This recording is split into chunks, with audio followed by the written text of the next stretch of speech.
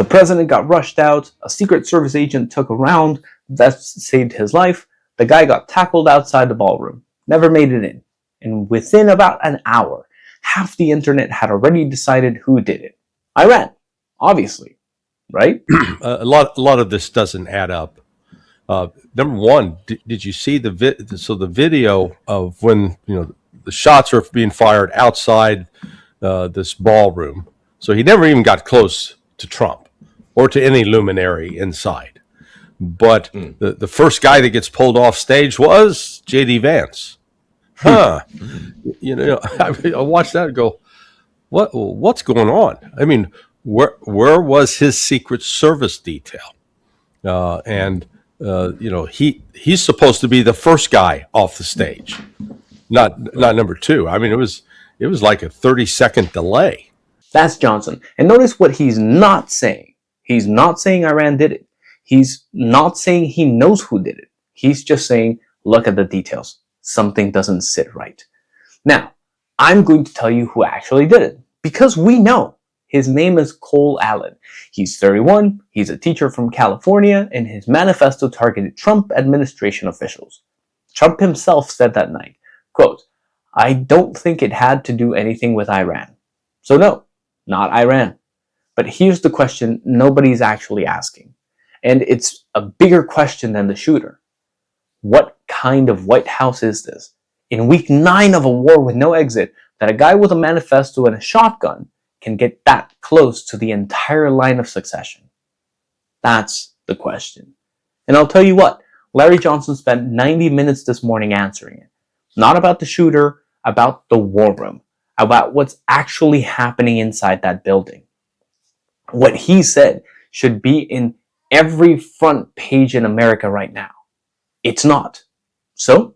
I don't do calculus, but by God, I can add and subtract. The numbers don't add up. And what are we doing? We're pissing China off. And that's why I say the Chinese now, I've imagined Xi Jinping sitting in his television room, big bag of popcorn, and he's just watching what's going on in Iran because he's going. The last VLCC container that has about 2 million barrels of oil has entered and released its oil in its last destination in the United States about 4 days ago. That's it. All of it. Today. Let's go. Welcome back to ARM Geopolitics. I'm Aaron, and on this channel, we don't just cover the news. We cut through the noise, dominate the narrative, and give you the analysis mainstream media is too scared to run.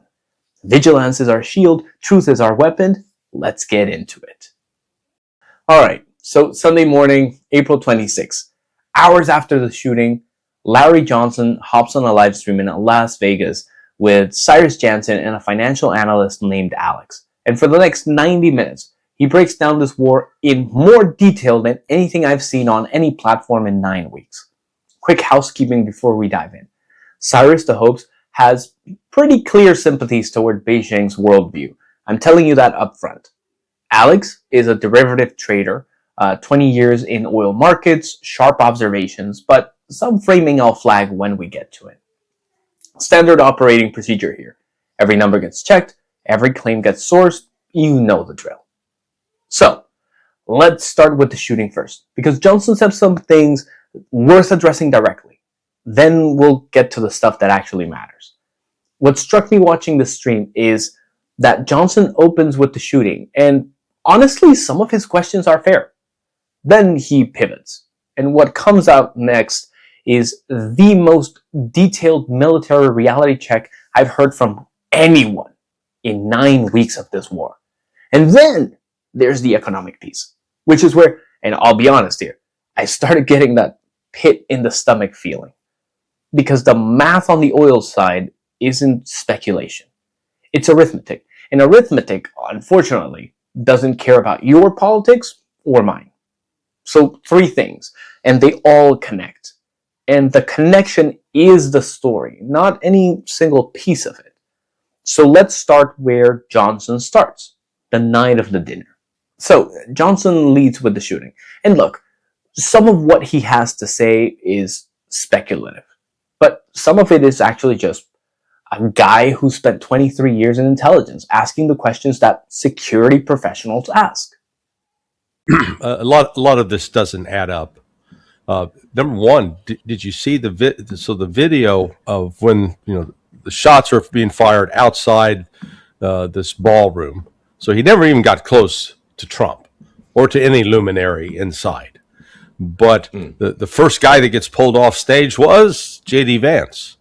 Huh? I watched that and go, what's going on? I mean, where was his Secret Service detail? He's supposed to be the first guy off the stage, not number two. I mean, it was like a 30-second delay. So that's number one. Number two, this guy, I think, I don't know if we ever fully learned the truth. I'm inclined to believe that just like the lawsuit that was filed against the Southern Poverty Law Center, who had been paying KKK, paying neo-Nazis to go out and create incidents to make it look like it was right wing. I wouldn't be surprised if somebody in the FBI that they had worked through cutouts to encourage this guy to go to D.C. and do this. Reportedly, he was a guest at the hotel, and so how he I guess packed his shotgun in his suitcase. Okay, two layers. Let me separate them. Layer one is the security questions. The 30-second delay on Vance. Why is the shooter alive? Those are legitimate operational questions that any Secret Service review board is going to ask. Not conspiracy, professional accountability. Layer two, the FBI cutout theory. That's Johnson's hypothesis. He's been inside these systems. He's got pattern recognition I don't have. But I wouldn't be surprised if is not evidence. I'm noting it, I'm not co-signing it. What we actually know. Cole Allen charged the checkpoint with a shotgun, a handgun, and 3 knives. Shot at an agent, the vest caught it, got tackled. His manifesto targeted Trump officials, anti-Trump and anti-Christian rhetoric on his social media. Trump himself said he didn't think Iran was involved. So the Iran theory, dead on arrival. The security failure questions, those are real, and somebody should answer them. But here's the thing. Johnson himself moves on, and what he says next has nothing to do with the shooter. It has everything to do with the war room. And Johnson spent the next hour telling us. Let me show you. And Trump's story keeps changing. He is he's on all sides of the issue. Either that the Iranians are in complete disarray, or that they've sent a pretty good proposal this time, and it turns out it's the same damn proposal they had 2 weeks ago. Same proposal. 2 weeks later, week 9, and someone with a manifesto tried to storm the dinner where the president was sitting. Now, I'm not connecting those two things casually. I'm just noting the proximity and asking what is happening inside that war room. Johnson spent the next hour telling us. So let me show you. All right, here's where it gets good. And by good, I mean deeply uncomfortable for everyone who has been told this war has military options. In 2003, you could assemble a ground force in Kuwait and Saudi Arabia without fear that they were going to be hit. There was some concern about Scud missiles, but that never really materialized. So we were able to build up a ground force of 165,000 troops over an 12-month period.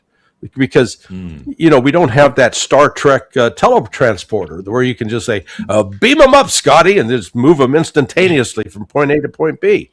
You got to either put them on airplanes or you got to put them on ships. Those are the only two ways.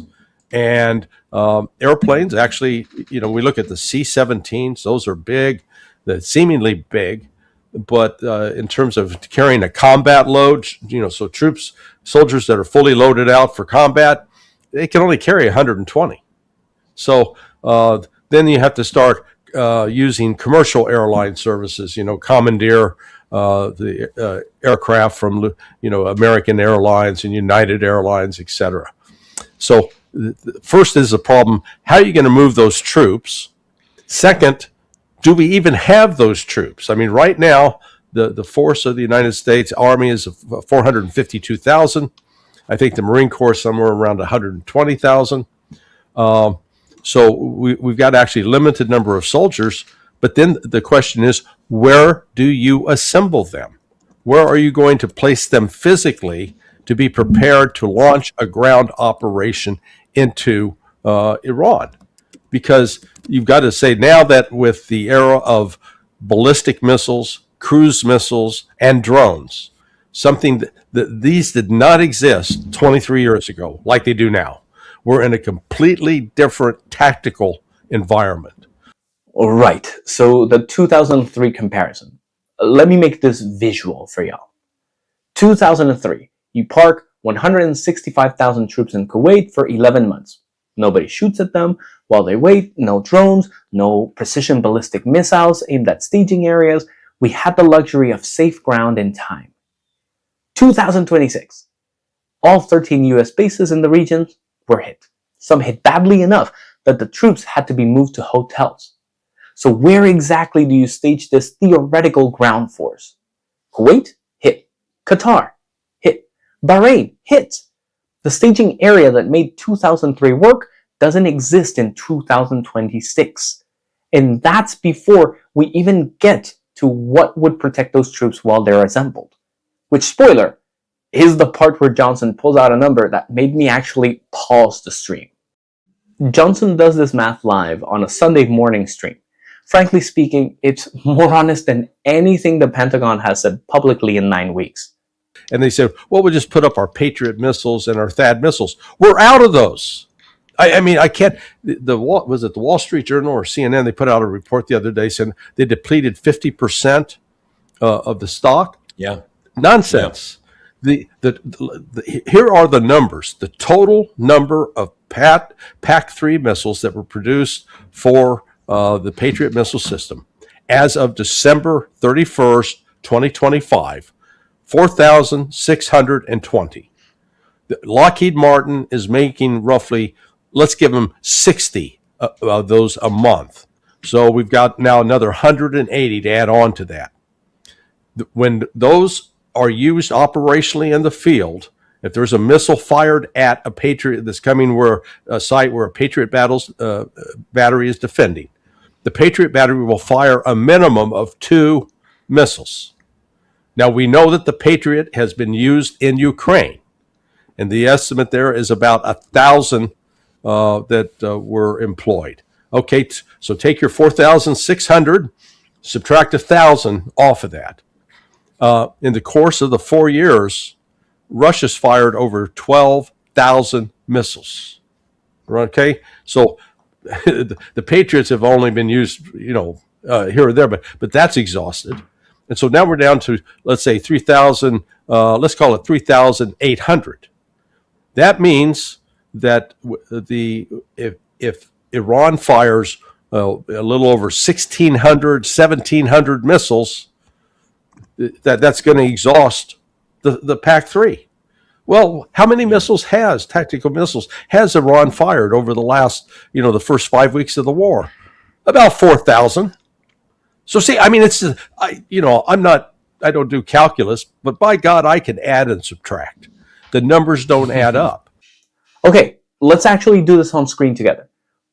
4,620 PAC-3s ever produced, minus 1,000 to Ukraine, 3,620. Plus 180 new ones in January 2026, 3,800. Iran fired roughly 4,000 ballistic missiles through week 5. To intercept 4,000 at 2 PAC-3s each, we need 8,000. We have 3,800. We're not running low. We mathematically exceeded our intercept capacity around week 6. And then Johnson adds this. Patriot missiles, those PAC-3s, each one costs between $4 and $6 million. Okay, so you're firing 2. So every time you fire 2, you're chalking up $8 to $12 million. The THAAD, which we produced, total inventory is about 900, and that was at the start. That's assuming we never used any, which we had. Those come in at $12 to $13 million a piece. No economic model. That's the answer. There's no world where the math works long term. And here's the layer Johnson mentions but doesn't fully develop. The supply chain for those PAC-3s run through China. China holds the keys to how fast we can rebuild. So when Rick Scott says a happy day for him would be destroying the Chinese economy, I'll come back to that in a minute.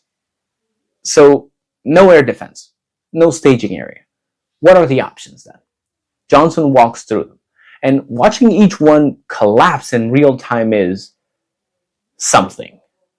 Oh, we'll launch an amphibious operation where the Marines come charging off of boats. How are you going to get them into the Persian Gulf? They'll be blown up in the Strait of Hormuz if they dare to try to enter.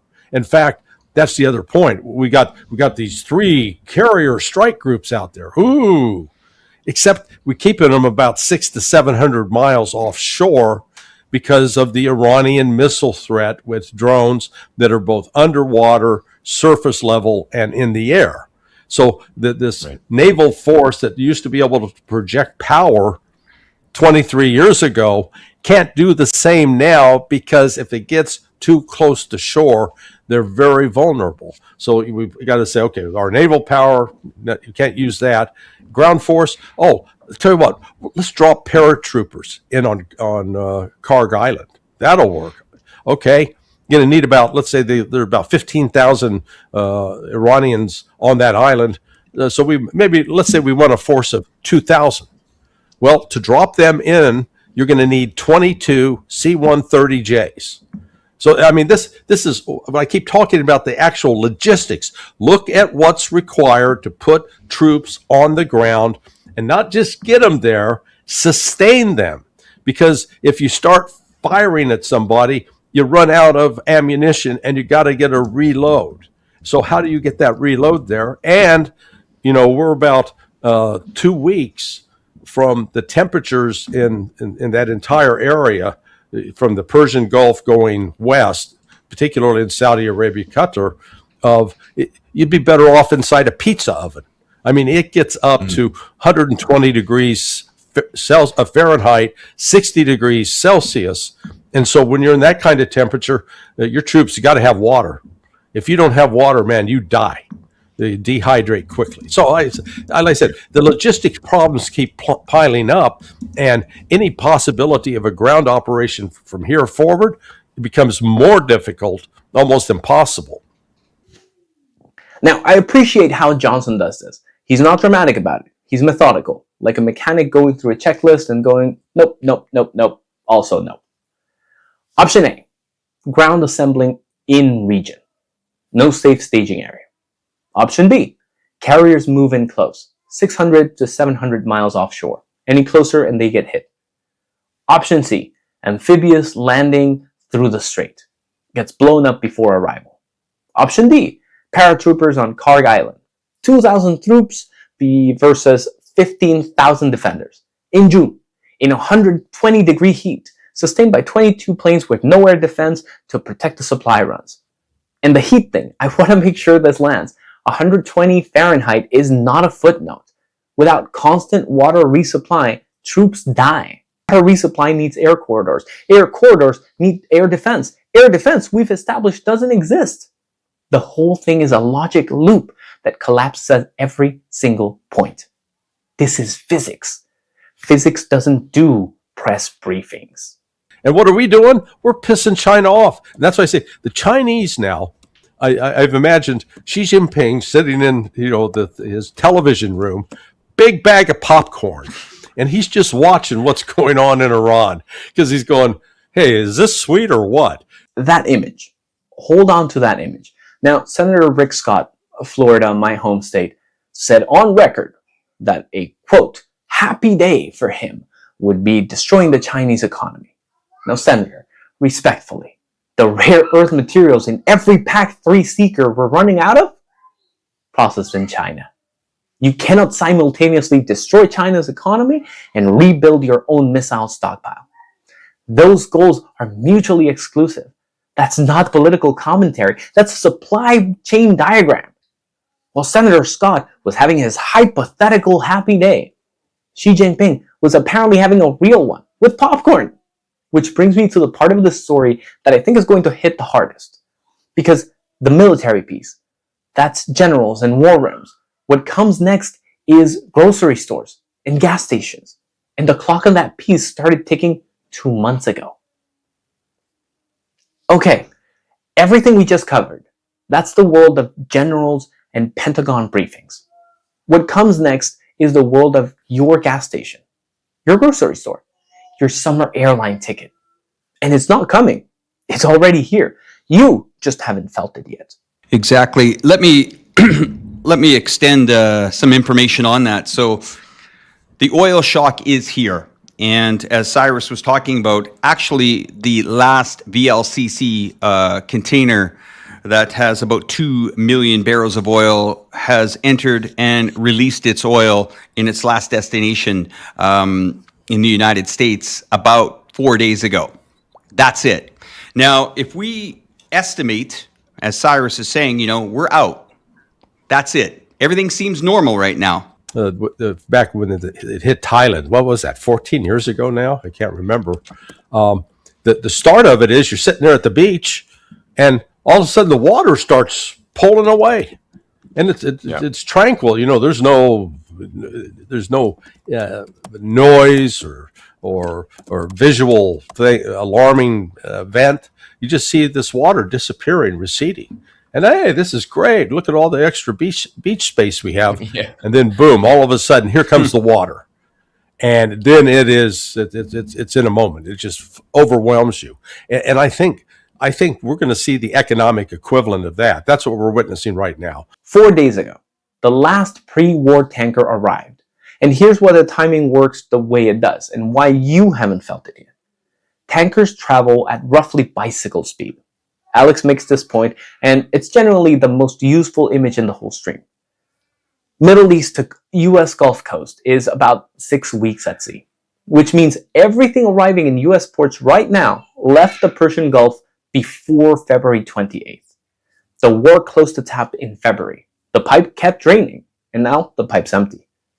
Lufthansa has canceled 20,000 flights this summer. Jet fuel in Europe has doubled in 2 weeks. Philippines, 91% of their oil comes from the Middle East. Japan, 94%. Myanmar right now, people are queuing 4 hours for gas. Schools cut to 4 days a week to conserve energy. And that's April. That's now. That's not a prediction, a description. The water is already gone from the beach. We're just standing there looking at the fish. So they're buying and selling these derivatives. It's kind of like a promissory note. But when it's on there, what we should take into consideration is dated, D-A-T-E-D, dated Brent, for example, from the United Kingdom. This is the physical price, and you're not going to find this data. Do we have that website handy? Guys, you got to see this. Let me pull this up. This is so hard to dig and find out this information. But we have a website that we'll try to bring up. I gave it to my guy backstage earlier. But anyway, we'll look for it.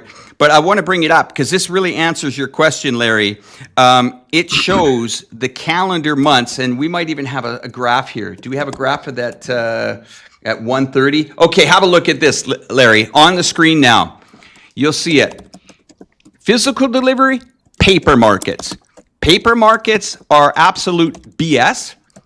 The physical delivery is what it costs. So it doesn't matter. There may be a commitment on paper that we'll deliver it at $90 or $100. But you see, there's even a 30% discrepancy there on the physical delivery. So, quick translation, because this is important and most coverage completely skips it. The oil price you see on CNBC, $98 or $100 per barrel. That's a futures contract, a financial promise, a piece of paper. Dated Brent is what a refinery actually pays when a real tanker shows up and offloads. Physical oil, right now. And right now, that price carries a 20 to 30% premium over the paper number, meaning real oil that exists, oil that moves, is closer to $120 to $130 per barrel. It just isn't showing up on your finance app. Now, I want to flag something. Alex goes pretty far into market manipulation territory. Specific derivative trades, specific bets, all of that. I can't verify those claims independently, and I'm not going to present them as fact. What I can say is the core observation. Paper price and physical price have diverged significantly. That's real and documented. The rest I'll leave as his analysis. Real oil costs more than your phone tells you. And that gap is getting wider and wider. The real story that I continue to focus on, and I much appreciate what Alex does. It's so important. The transformation of China in the last 54 years now started in 1972 to go from what was largely an agrarian society with a very relatively low literacy rate to being now the preeminent industrial power in the world. And in the process of that, they only engaged with one foreign military adventure. They've not been a militarized society, yet we in the United States and our politicians, yeah, there it is. Nice. Hilarious. But our politicians continue to treat China like it's this military power seeking to dominate the world. And yet everything that China does from a military standpoint is provoked by what we say and what we do against China. And I think that's why they see what's going on in Iran is preview of coming attractions. If they don't stop the West there, then China and Russia, they're up next. And what are we doing? We're pissing China off. And that's why I say the Chinese now, I've imagined Xi Jinping sitting in his television room, big bag of popcorn, and he's just watching what's going on in Iran because he's going, hey, is this sweet or what? We've been building towards this across 3 videos now, and every time from a different angle. The same conclusion shows up. China is the strategic winner here, and it has cost them a soldier. Johnson's 54-year point is worth sitting with. One military engagement in 54 years of economic transformation. Meanwhile, the US has been in something like 7 or 8 wars, depending on how you count. Different allocation of national energy.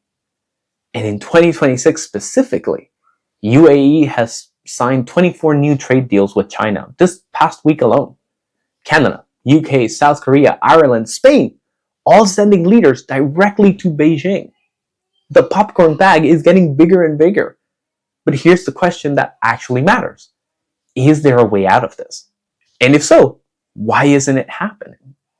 Well, Johnson has a specific answer, and it's the most important thing he has said all morning. All right, here it is. The thing nobody wants to say on camera. So, but there is that exit strategy.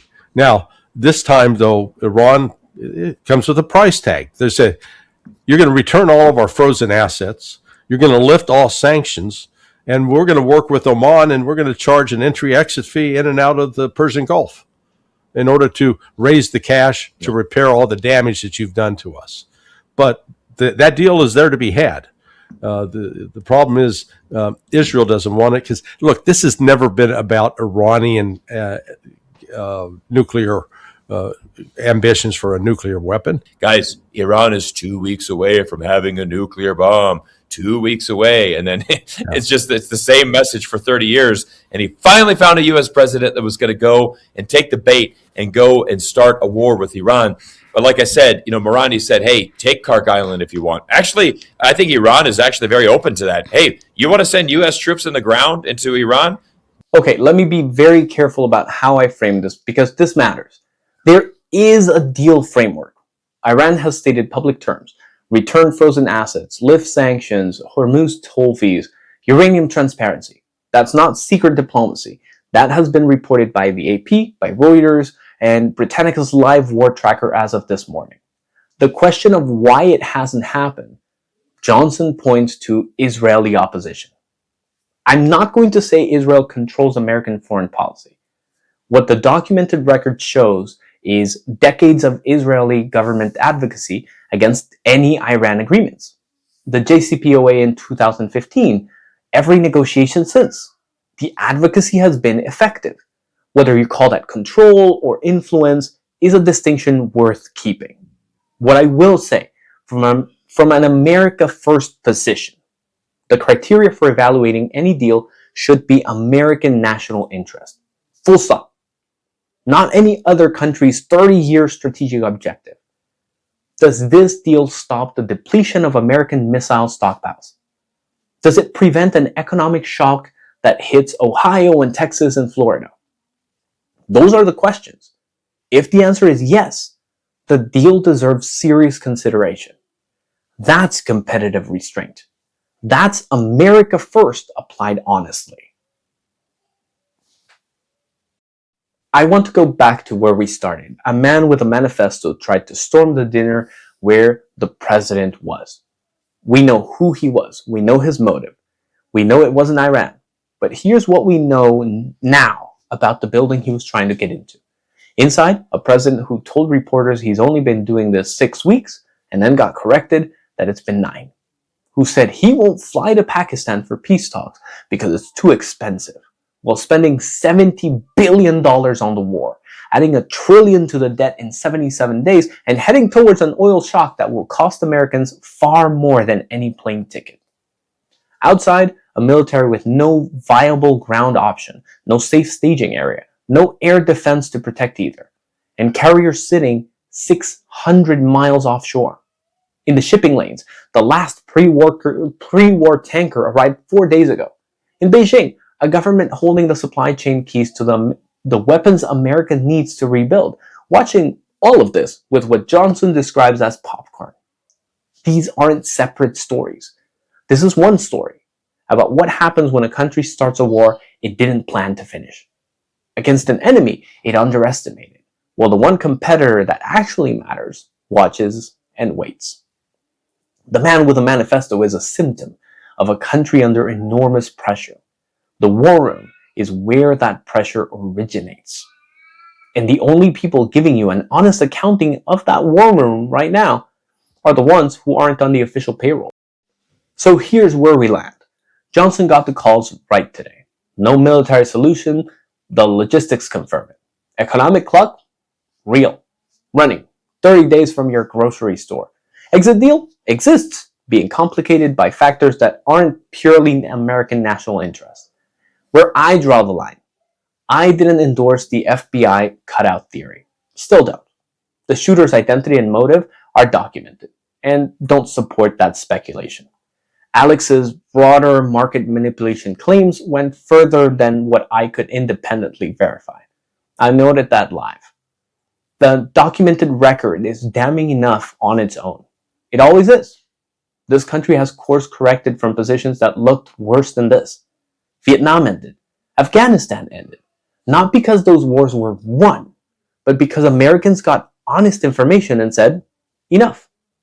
The actual costs of this war are in the CSIS report from April 24th, in the EIA weekly supply data, in CENTCOM's own statements on force positioning. All public, all verifiable, not classified, just not being put together in one place in plain English. That's what we are here for, every week with receipts. So here's the one real question this week. Johnson describes a specific deal. Return frozen assets, lift sanctions, Hormuz toll fees, uranium to Russia. Given depleted stockpiles, incoming oil shock, no military path. Should America take that deal? Even if Iran keeps some enrichment capacity. If you say yes, make the America First case, not the sympathy for Iran case, the actual American national interest case. If you say no, tell me what the military and economic picture looks like in 90 days, without a deal, with math, evidence. The comments are open.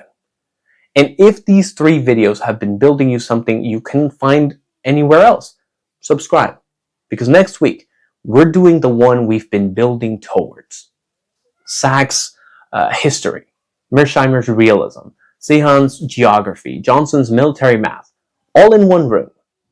One question. What does America actually do when the Pacific window opens and the stockpile is still half empty? You're going to want to have seen these 3 first. This is ARM Geopolitics. I'm Aaron. Stay sharp, stay informed, and never stop questioning. I'll see you in the next video.